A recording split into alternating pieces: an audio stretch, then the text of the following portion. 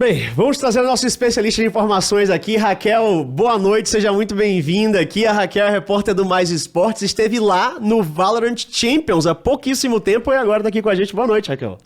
Boa noite, gente. Vocês estão me escutando direitinho? Sim, tudo certinho. Pois é, o cenário está pegando fogo. Primeiramente, gostaria de agradecer, né, pela presença e no convite. Fico muito feliz em poder falar um pouquinho sobre o Valorant. Hoje realmente aconteceu muita coisa.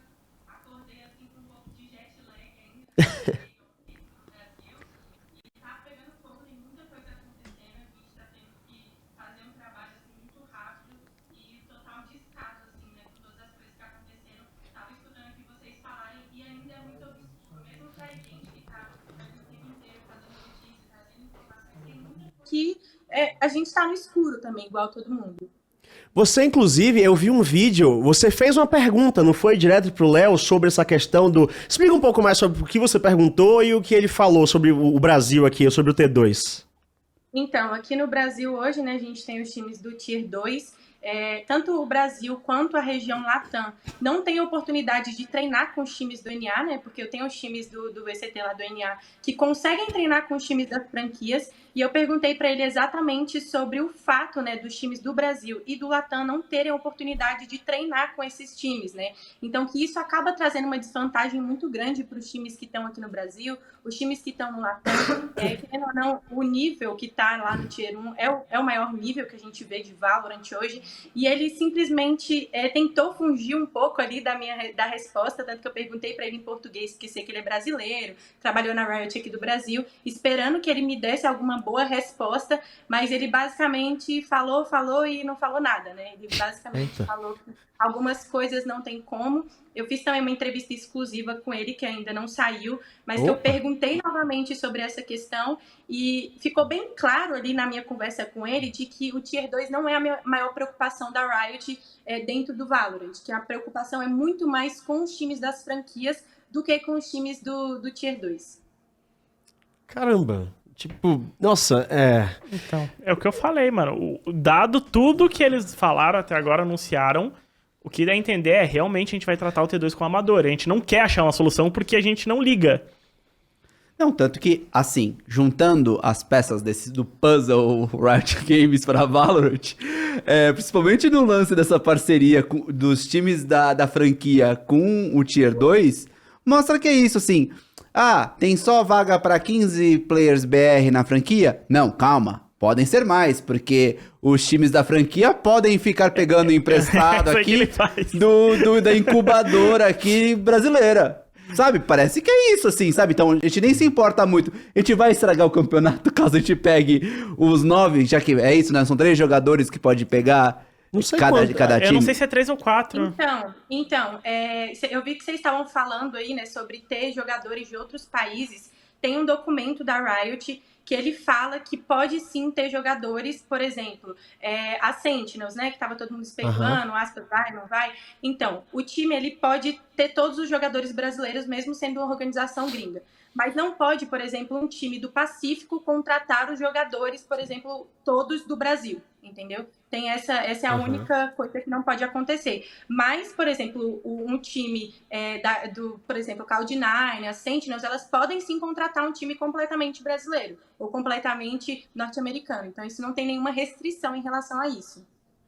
Teve mais alguma coisa assim que você e outros jornalistas abordaram, tanto o Léo quanto a Riot em geral, sobre a questão do Tier 2, que deu pra sentir como é que ia ser esse tratamento para 2024? Porque tudo que a gente viu, basicamente, pelo menos tudo que eu vi, foi esse vídeo, né? Eu acho que foi a única coisa que teve, foi o vídeo, e essas novidades que a gente tá tendo agora em tempo real, basicamente, sobre a The Guard, que não vai acontecer.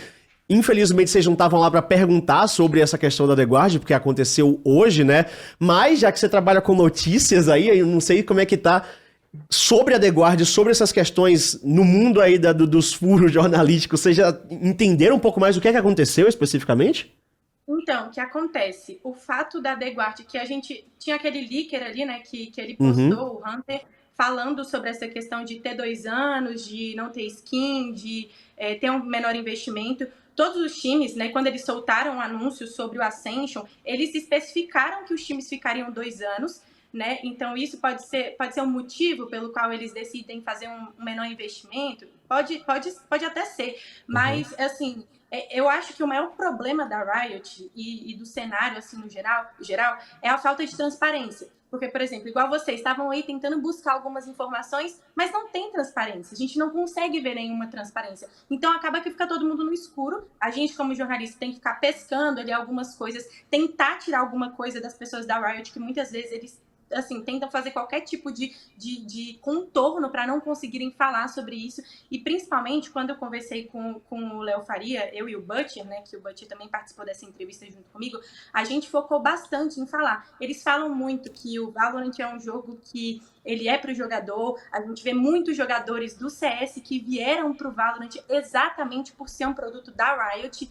por ver assim como a Riot tinha esse cuidado, e agora a gente vê um cenário que está defasado, que ninguém tem assim ideia do que vai acontecer, eles não conseguem ter essa transparência. Eu vejo que para os times do Tier 2 é muito pior, né? Porque ali os times das franquias, eles têm essa parceria com a Riot, então os jogadores recebem, eles têm todo um apoio maior, mas para os times do Tier 2 está insustentável. A gente consegue ver uma final de um VCB com 34 mil espectadores. Isso é muito baixo. Isso é o que o baiano pega em um dia só de transmissão. Então, assim, para a gente ver que o problema está ali, todo mundo está enxergando, a Riot ela sabe que tem esse problema, mas ela não busca fazer nada para resolver esse problema. E até falando de franquia, já que você estava acompanhando o Champions e consequentemente você estava, né, junto dos jogadores, não sei qual foi o nível de contato que você teve entrevistando todos os jogadores, mas existia alguma preocupação ou pensamento dos jogadores sobre o ano de 2024, ou realmente o foco estava todo ali dentro do Champions nesse fato? Você ouviu os pensamentos dos jogadores sobre a longevidade do Valorant? Sim, eu conversei, né, durante a coletiva de imprensa, depois que a Loud foi eliminada, eu fiz uma pergunta para o Sadak exatamente sobre o calendário, porque, querendo ou não, o calendário mudou, né? Eles anunciaram o calendário de 2024, mas se a gente for parar para pensar, os times, né, da Liga das Franquias não vai mudar basicamente nada. Eles vão ter os 2 Masters, vai ter o Kickoff, que é o primeiro campeonato. Só que, assim, o calendário ainda vai finalizar em agosto. E vendo pela Loud, né, pelo Sadak mesmo, nessa pergunta que eu fiz para ele, eu falei para ele o que ele achava que a Riot podia fazer pro calendário ficar um pouco menos cansativo. Porque você imagina, um time, que era o único time que estava representando o Brasil, eles perderam lá o primeiro jogo, conseguiram passar na fase de grupos, aí depois caíram para lá. Então, assim, se eu não me engano, a Loud jogou 8 mapas, né, em 2 dias. E aí, por exemplo, você ainda tem que colocar em conta que o jogo acaba, o jogador vai dar entrevista para as outras transmissões, o jogador vai fazer coletiva de imprensa, o jogador ainda vai fazer entrevista individual com os portais, ele vai sair de lá, por exemplo, 10h30 da noite, 11h30 da noite. Até pra gente que tá trabalhando, não é algo sustentável. Por exemplo, no Challenges, às vezes a coletiva de imprensa acabava meia-noite, e aí o time tinha que jogar na quinta-feira. Então, assim, é algo que não tá ruim só para os jogadores, eu acho que para eles muito pior, porque é a vida deles. Às vezes as pessoas fantasiam muito a profissão de jogador profissional, não sabe que o jogador tem que ficar ali 10 horas tendo que trabalhar, tendo que jogar o tempo inteiro, e que o Sadak, ele falou, eu gosto muito da Riot, mas é muito cansativo, Às vezes, ele falou assim, às vezes parece que eles punem você por vencer, porque você não tem tempo. O time da Loud chegou no hotel, por exemplo, lá do Kia Forum, que era a arena que foi o campeonato, até o office da Loud, eram umas 2 horas, mais ou menos, de trajeto que eles tinham que fazer. Então, você coloca ali que o jogo acabou 8 horas, eles iam chegar 10 horas, 10h30 da noite, e no outro dia eles iam ter que jogar 11 horas da manhã. Então, aí você tem que rever VOD, você tem que ver o que vai fazer. Assim, então, tá de uma forma insustentável, e pelo menos com o Sadak, que foi a pessoa que eu conversei, né, foi isso que ele falou pra mim.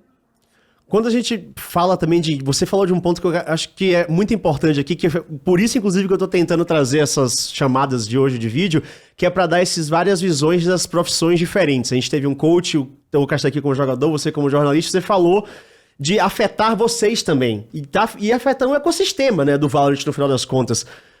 Como é essa comunicação da Riot com vocês, por exemplo, imprensa, sobre o jeito que eles querem conduzir a modalidade, a abertura? Porque eu vejo que, por exemplo, o Valorant tem algumas coisas que a gente não costuma ver, por exemplo, no LoL. Essas coletivas, elas acontecem no LoL, só que essas coletivas do Valorant, me parecem que elas são mais divulgadas, abertas, eu não sei o que é. Eu sinto que tem algumas diferenças, né? Até do modo como eles acabam tratando isso. E aí, conversando e se abrindo pra vocês. Como é como jornalista, então, tá trabalhando agora com o Valorant? E se muda alguma coisa pra vocês em 2024 com isso tudo? Então, o fato de ter um calendário mais extenso, obviamente, para qualquer portal de notícia, ele vai ser melhor, né? Porque a gente não vai ter que ficar caçando coisas para a gente fazer. Mas aí você imagina olhando o ano de 2023. A gente começa um ano com vários jogos, né? Então teve VCT Lock-in, teve VCT Américas, teve o Challengers, teve o LCQ, teve o Ascension, teve o Master Stock, tiveram todos os campeonatos. Mas aí você para pensar, isso tudo aconteceu em 6 meses, né? Que colocaria que começou com o lock-in, né? Mesmo que tivesse o Qualify do ano passado. Uhum. São 6 meses onde tem campeonato o tempo inteiro. E agora você olha o segundo semestre, não tem nada, não tem basicamente nada. A gente tem o Championship, o do cenário inclusivo agora, né? Que vai acontecer aqui no Brasil em novembro. A gente tem os campeonatos off-season que às vezes nem vale tanto a pena assim, para as organizações participarem, porque são as premiações muito baixas, então Sim. às vezes o valor de uma premiação não paga nem o valor que é o salário dos jogadores. Isso não estamos nem falando só de staff. Então, assim, pra gente é muito difícil também, porque é uma coisa atrás da outra. As coletivas, elas não têm nenhum tipo de qualidade. Então, por exemplo, as coletivas que a gente fazia durante o Challengers, era coletiva por áudio, então a gente não tinha imagem do jogador. Ela acontecia depois do jogo. Então, por exemplo, tinha dia que os jogos iam para o terceiro mapa. Então, acabava 10h20, 10h30. Aí você tem que esperar o jogador, então o pessoal ali dá uma conversada para depois entrar. Às vezes você fica até tarde e o jogador, então a organização, opta por não falar. Tudo bem que, na minha opinião, ou o jogador pode falar ou pode não falar, dependendo de uma situação assim.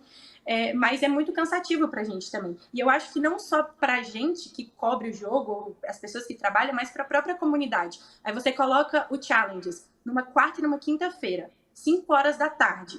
Então, não é um horário bom, não é um horário onde as pessoas gostam de assistir. Normalmente a gente tem uns picos mais altos ali no final de semana, que é quando as pessoas vão estar trabalhando. Mesmo que o Valorant seja um jogo que a faixa etária não seja tão alta como no CS, é ruim pra gente. É ruim para o desenvolvimento da imprensa, da comunicação. Eu acho que isso é o principal ponto que afeta a gente na hora assim, de trabalhar. E principalmente na forma das coletivas mesmo. As coletivas, elas não são muito abertas. Eu acho que o nível da coletiva, assim, às vezes cai um pouco, porque, poxa, você vai falar mais sobre resultado de jogo e tal. Então, eu acho que principalmente o fato de acabar muito tarde e de serem várias coletivas num período muito extenso, num período muito curto. Então, você tem ali uma semana, aí você tá tendo VCT Américas. E outra, esse ano não tem LCQ, né? Nesse próximo ano, não vai ter Sim. o Last Chance Qualifier. Então, é menos um campeonato, mesmo que eles tenham colocado o Master Stock. Então, acho que pra gente, como imprensa, a principal dificuldade são esses horários, as coletivas não têm uma qualidade muito boa. Então, poxa, colocar ali um áudio, um vídeo que dê pra gente conversar com eles, né? Ou até mesmo, eu não sei como funciona no CBLOL, se as coletivas, elas são presenciais. Presenciais. Então, acho que essas coisas também atrapalham pra gente, né? É foda, meu, realmente, né? Porque, cara, a gente tá. Todo mundo que tá passando aqui tá dando uns insights que eu não tinha no jogo, por ser um cenário completamente diferente, mas são diversos pontos que eles podem ser corrigidos e alguns eu vejo que até talvez de uma maneira até simples, né? Então, acho que, de novo, uma coisa que a Raquel falou aí, dessa às vezes, dificuldade das informações circularem, acaba trazendo alguns problemas que acabam escalando no final das contas, né?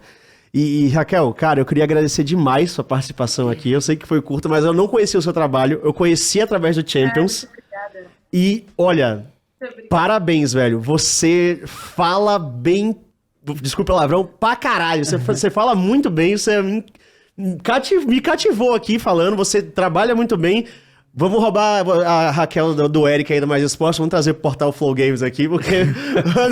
Pontinho ao vivo. Caralho, obrigado, viu, Raquel? Obrigadaço, e o espaço é seu pra você falar o que você quiser aí. Opa, a Raquel tá mutada aqui. Mas... Pronto, Opa, pode tá falar. escutando? Sim. Queria primeiramente agradecer o convite, né, por participar. Eu sei que não tive muito tempo para falar, mas eu gosto bastante, assim, sempre falo nas minhas redes sociais um pouco sobre as coisas que estão acontecendo no cenário. Infelizmente, a gente está passando por essa situação. Eu espero que consiga tudo se reverter ou então melhorar um pouco, né? Principalmente para todo mundo que gosta de acompanhar. Ninguém quer que o jogo acabe, todo mundo gosta e acho que principalmente as pessoas que trabalham com o jogo, elas estão ali porque elas amam fazer isso, mas a gente precisa de transparência. Se eu pudesse hoje pedir uma coisa para a Riot, era transparência e pensamento, porque eles são a desenvolvedora que sempre pregaram se preocupar com a comunidade, se pregaram com os times também, né? Dos times conseguirem ter essa visibilidade maior. E é isso, eu estou muito feliz. Fico muito feliz por ter esse espaço aqui e agradecer também ao pessoal do Mais Esportes que sempre estão me ajudando, estou ali sempre conversando com eles. E foi incrível participar do Champions, espero ter outras oportunidades. E vou continuar acompanhando aqui. Obrigadão, Raquel. E em breve, aí, quem sabe, a gente faz um programa com você aqui também, direto. Faz um news presencial aqui de Valorant. Vamos. Valeu, brigadão, valeu pela participação, Raquel. Muito Boa noite. Obrigada, gente. Boa noite.